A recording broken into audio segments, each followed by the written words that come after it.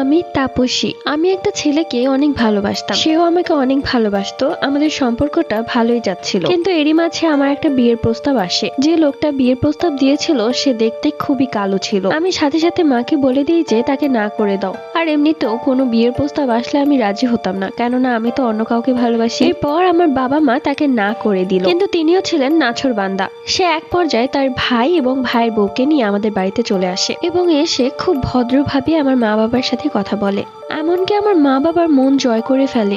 আমার মা বাবা যেন মরিয়া হয়ে উঠলো সেই লোকটার সাথে আমাকে বিয়ে দেওয়ার জন্য। আমি নিজেই আমার মা বাবাকে চিনতে পারছিলাম না। আমার মা বাবা তো কখনো এরকম করার কথা না। তো এক পর্যায়ে তিনি খুব জোরাজুরি করতে লাগলো এবং বলল যে সামনের শুক্রবারই আমাকে বিয়ে করতে চায়। এত তাড়াহুড়ো করার জন্য আমি প্রচন্ড রেগে যাই। আমি মাকে বললাম যে মা, আমার বিয়ের সিদ্ধান্তটা কি আমি নিতে পারি না? কেননা সেই মানুষটার সাথে তো আমি সংসার করব। তাকে যদি আগে থেকে চেনা জানা নাই থাকে তাহলে আমি তার সাথে কিভাবে মানিয়ে নিব? মা বললেন যে আমি কিছু জানি না, তোর বাবা বিয়ে ঠিক করে ফেলেছে আর ওর সাথেই তোর বিয়ে হবে। আমি কান্নায় ভেঙে পড়লাম। আমি কি করব বুঝতে পারছিলাম না। আমি ঠিক করলাম যে আমার পরিবার যেহেতু আমার ভালো মন্দ দেখছে না, তাই আমি আর তাদের মান সম্মানের দিকে তাকাবো না। আমি যাকে ভালোবাসি তার হাত ধরে পালিয়ে যাব। তো যে কথা সেই কাজ। আমি আমার বয়ফ্রেন্ডকে কল করি এবং তাকে সবকিছু খুলে বলি এবং তাকে বলি তুমি যখন বলবে আমি তখনই চলে আসব। কিন্তু তার মধ্যে আমাকে পাওয়ার খুশি ওই ব্যাপারটা দেখলাম না, বরং সে কিছুটা বিরক্ত।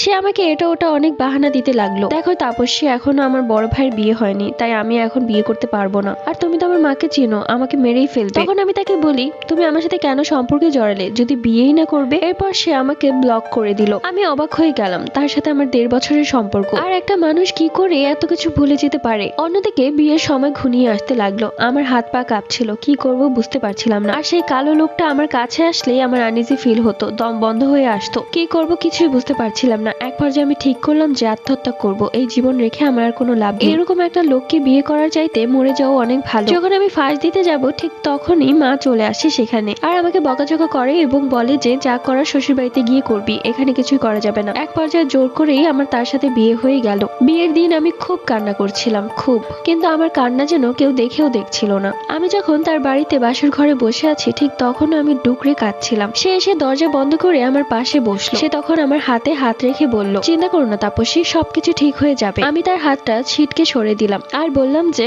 এমনটা কেন করলেন? আমার জীবনটা এভাবে নষ্ট না করলেও পারতেন। দুনিয়াতে কি আর কোনো মেয়ে ছিল না? আমার কপালটাই পোড়াতে হলো। তখন সে খুব রেগে গেল আর আমাকে বলল যে তুমি এখন আমার বিয়ে করা বউ, আমার সাথে কথা বলতে হলে ভালো মতো কথা বলবে, নয়তো তোমার অবস্থাও সুবর্ণার মতো করব। আমি তখন বললাম সুবর্ণাকে? তখন সে একটু ভ্যাবাচেকা খেয়ে গেল। এরপর তিনি এক পর্যায়ে আমার সাথে জোর জবরদস্তি করতে লাগলো। তোমাদের কি মনে হয় সুবর্ণা কে? পার্ট 2 লাগবে? কমেন্ট করে জানাও।